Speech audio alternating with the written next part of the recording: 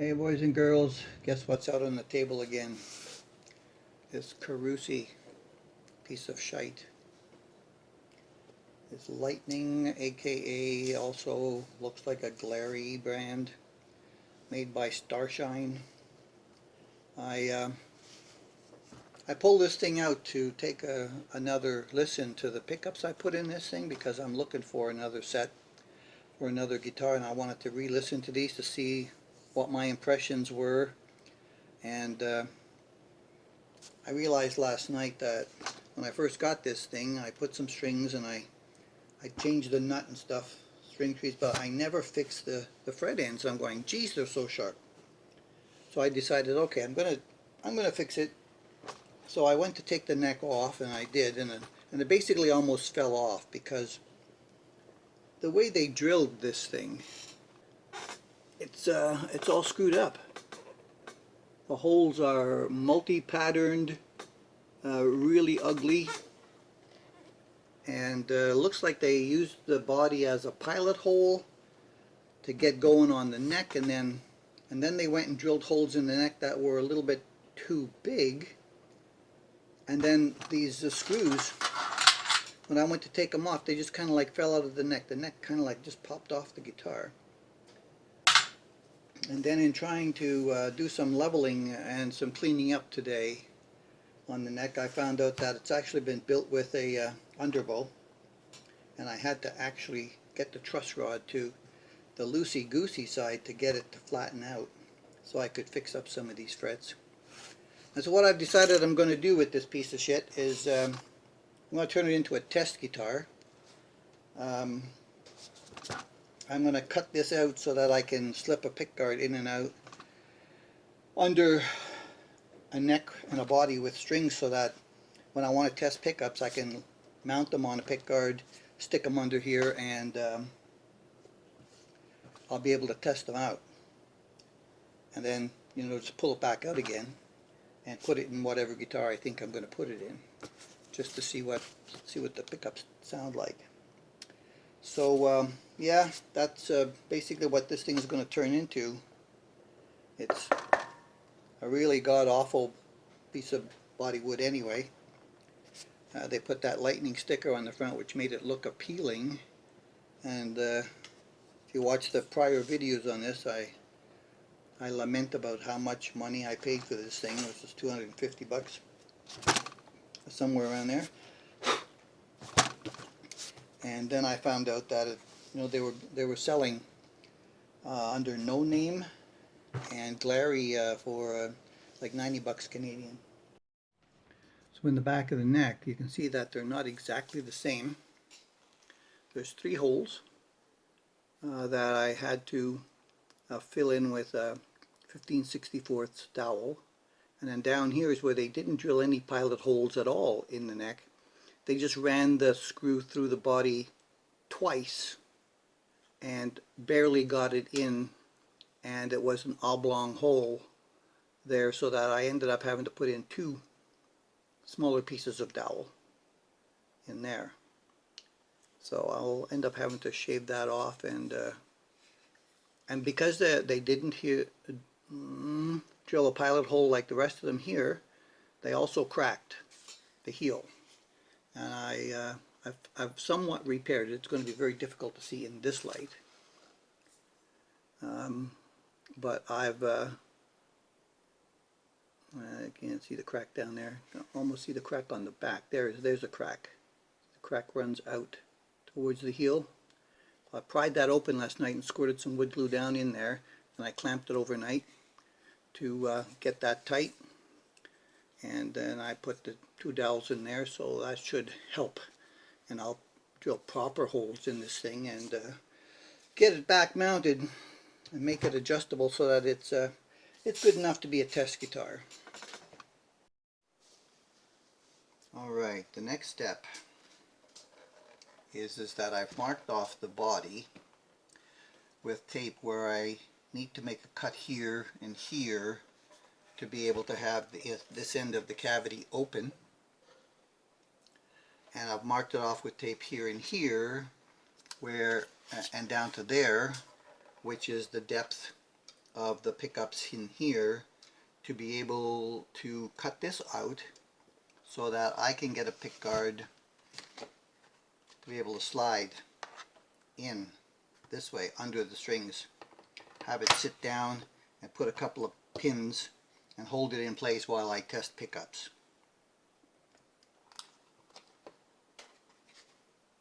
I haven't exactly worked out how I'm going to do the connections yet. I'm looking at some mini terminal blocks that I think I want to stick on the back of here and just be able to put the pickups in so that if I don't like them, I just ship them back. So this will let me test pickups before I put them in guitars. I really should have done this a long time ago, but I really didn't have. A good candidate with that is a piece of shit like this, and I don't really care about it, and I'm going to cut it open. So this cut over here is not very deep, and what I decided to do is I'm going to use my oscillating tool to cut this part open and get that out of there, and then I'll keep the oscillating tool in mind, but I also have my Rockwell VersaCut, which I'm going to adjust to the depth over here, and I'm going to cut slots all along there to be able to make it chop up into smaller chunks. And then I think with the oscillating tool I'll be able to go in and get those pieces out pretty easily because this wood is not very dense. That's the plan and the idea, and I just need to get the camera moved around and get my little floating work table back there set up to be able to start making these cuts and see how successful that will be. Once that's done, I'm going to need to cut this off and cut this off here so it will slide in and pass the bridge here and get past the neck up there. I am going to use this 3-ply pickguard that came with it because I've already had to open the holes here to be able to get these humbuckers in, humbucker single size, which are a little bit bigger than single size. And up here I'm going to use another pickguard that I have, which is HSH or HH, I can't remember, and I'm going to enlarge in this hole here so I can put full-size humbucker up at the neck as well, so I can either put either a single or just drop a humbucker down and put it in there. So I'm going to cut that open too, probably with my Dremel tool on a very small blade. It doesn't have to be as pretty as this one is, as long as it will fit that in for a test rig. And I wanted to keep this because I've got the 2 switches on here already that I can use for ground to be able to split coils. So that's the way it's going to go. All we have to do now is execute the plan. So the neck is fully completed now, and the back is also finished, shimmed off and smoothed out and sanded, so that would be ready to reattach with new holes and hold it right in the right place. That's going to stay on this table while I move some stuff off my work table in the back. Okay, so full disclosure up until now is that I inherited this VersaCut a few years ago, and I've never used it until today. I've had to tape my vacuum on it because it's just a little bit smaller fit. I'm trying to get as few chips around as possible, so proper precautions when using power tools, ear protection, because there's going to be vacuum noise from the shop vac, so ear protection, put that in, and I'm going to show you my attempt at doing the slashing. and I'm going to cut the video and diminish the sound from that. So N95 mask to protect my old lungs.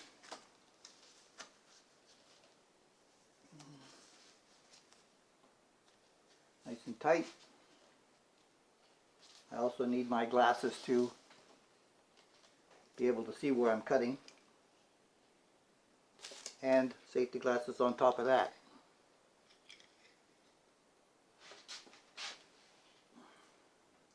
Plug in the tool.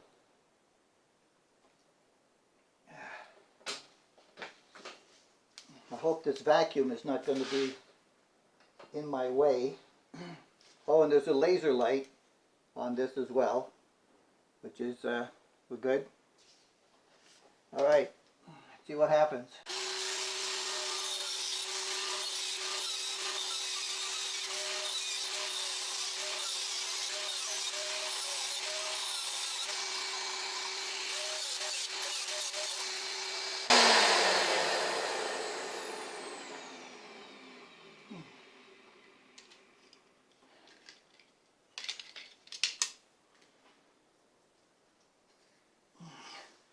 Okay, so that went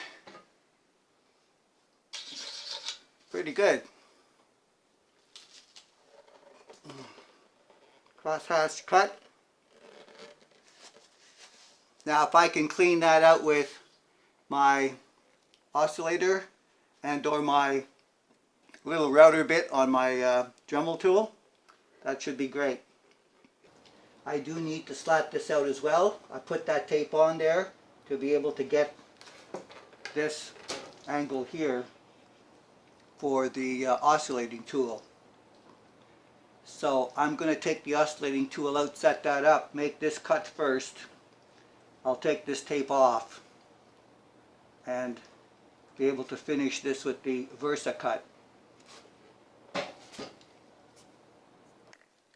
So this will be a two-handed operation, one holding the body, one holding the tool. Alright, protective gear, back up.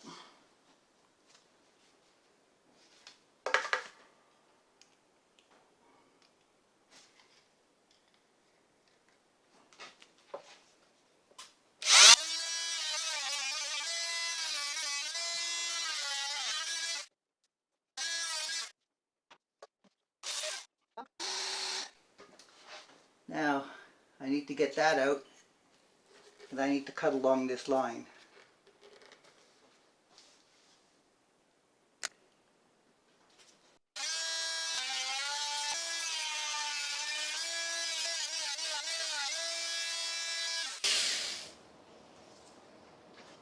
Okay, so I didn't quite get it to the right depth with the oscillating tool on the first try, which I was hoping for. So I'm going to go back and clean it up.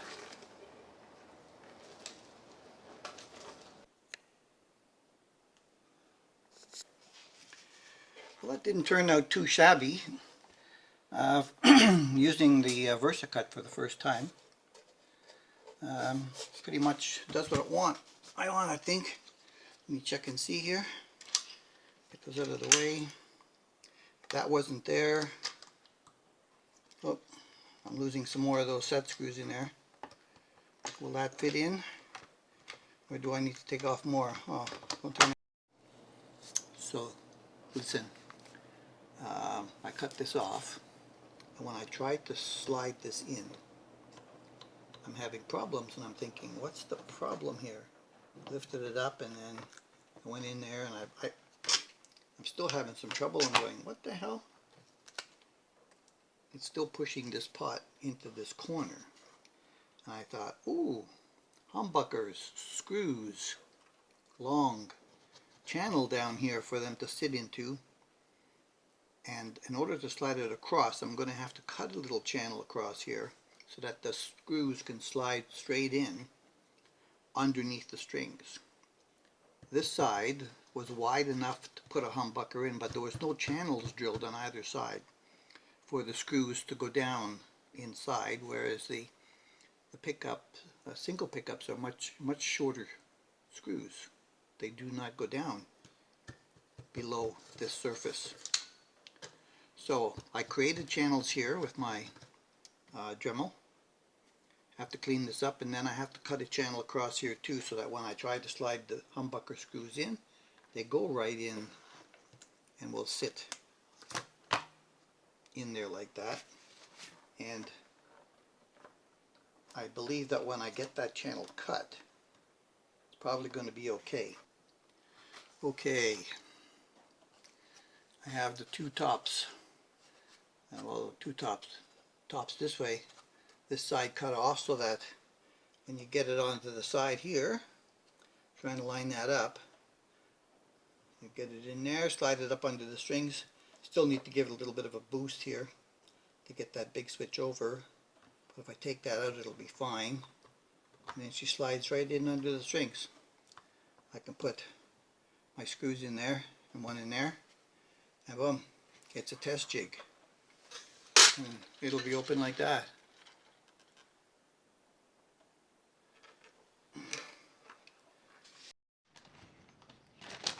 So I've gone through all the box switches I've kept to pick what I think is the best feel and robust one. And this is it. So this is the one I'm going to use to replace that Fender style switch.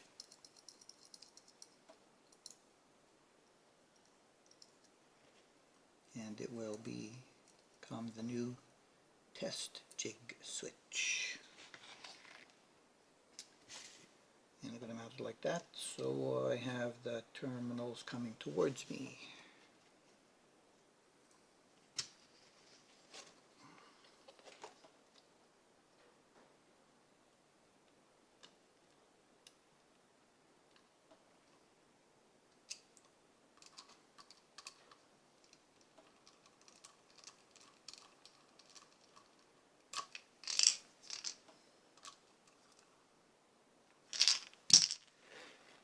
Okay, that's how it's going to be. Here's where I am with my test jig body. I have cut this pickguard, which was an HSS, up to be an HSH or S up here at the top. On the back, I've got these little connectors, which I got off of Amazon, which will allow me to be able to, flip these up, stick the connections in for the pickups, and snap them down, and then they're wired into the rest of the stuff, which basically is the tone and the volume. And I kept one switch for splitting, and there's a small wire there that I could just bring out and connect to the splitter wires. This is going to be for the speaker and the ground claw back here. So it's pretty simple. What I didn't do, and I could do, and I think I am going to do, is drill the holes down here for a single pickup as well. Hey guys, I forgot to turn the camera on when I cut this bag open. I decided to buy some cheap-ass Music Lily tuning pegs for this test jig guitar. Not to waste an expensive set of Wilkinsons on it, because I don't really need a lot of stable tuning on this thing. Just need to be able to tune it up enough to see what kind of output I get from pickups. And yeah, how it's loose. See that? It's shaking. They're all like that. I expected it, and that's okay. What I was saying when I thought the camera was on is that with the Wilkinsons, I've been having a little bit of trouble with some of them, in that this part of the body here is a little bit short and with a standard thickness of headstock, I've been having some trouble getting the ferrules to go and bite in the bottom and secure it. And I was just hoping that this one wasn't going to be like that, and these are not. So it seems like it's peculiar to the Wilkinson units at the moment, and I'm not sure why that is. The ones I bought 5-6 years ago, they were perfectly fine. I didn't have any problems like that with them. But I do these days, and what that requires me to do is to get my orbital sander out and sand about anywhere between the 32nd and the 16th off the back of the headstock, so that it will go through far enough to bite.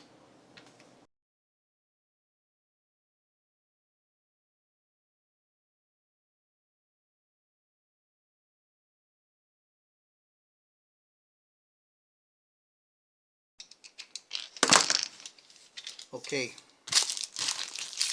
headstock is ready to mount to the body. I still have to drill the holes in here. I'm going to use the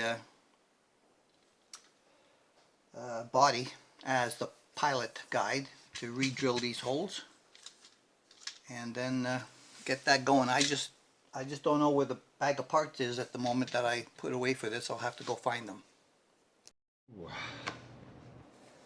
Okay, it's time to put this this thing together. So I decided I'm going to put a set of tins on this, because I have more of those. I'm going to need the high E and the low E to align the neck to drill the hole patterns. Okay, let's see what we can do. So we need the silver and the brass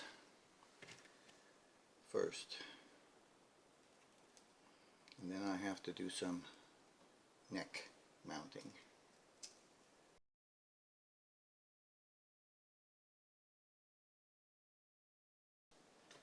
The luthier's knot works really good. Locks the strings, and no need for locking tuners. Come on, get under there. And up over the nut. Okay. Alright, so that needs to be a little bit kind of like that.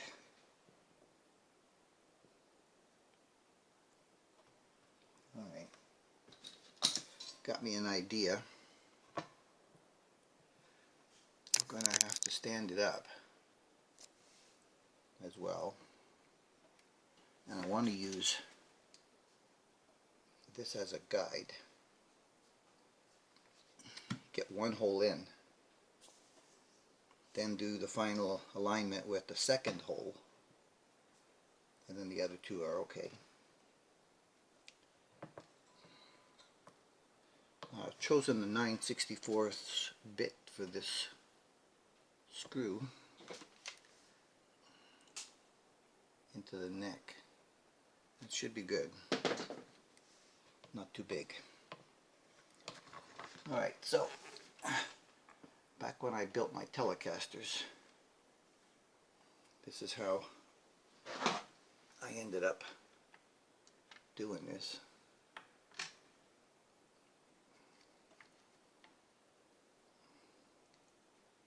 Except for one thing I just didn't do right now, was to put my back plate on. I told you, it's early in the morning.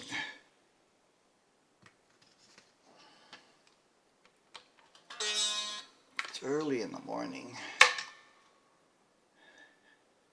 since this is a test guitar, I don't really have to pay too much attention to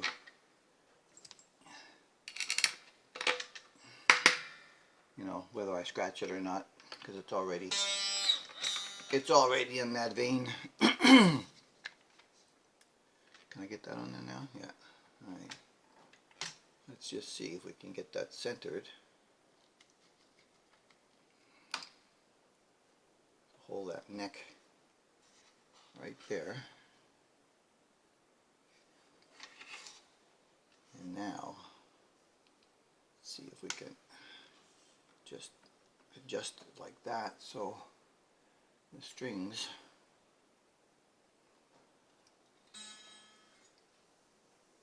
are equal as best as you can get them, up and down on both sides, straight up and down. And that looks pretty good. That looks pretty good, because the thing you don't want to have is your low E, or I should say high E, dropping off the bottom of the frets when you're playing with it. That'll happen if it's a little bit too close to the edges. The low E doesn't matter that much, because you don't really push up on that string. You usually grab it and you want to pull it, or you just fret it.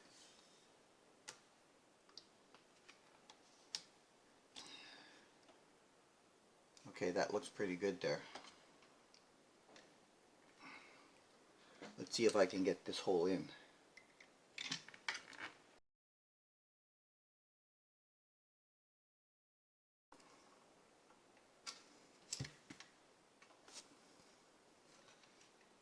And there. It's all good. So now all I gotta do is put the strings on it.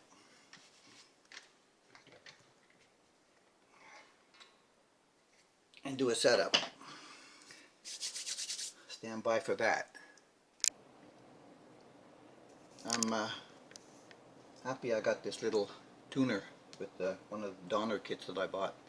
Also my Korg works with just acoustics. Try to get these things up to pitch.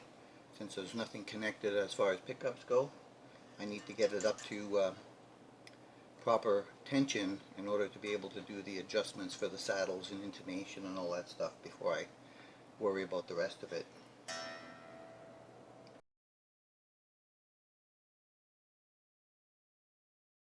That is the end of this part.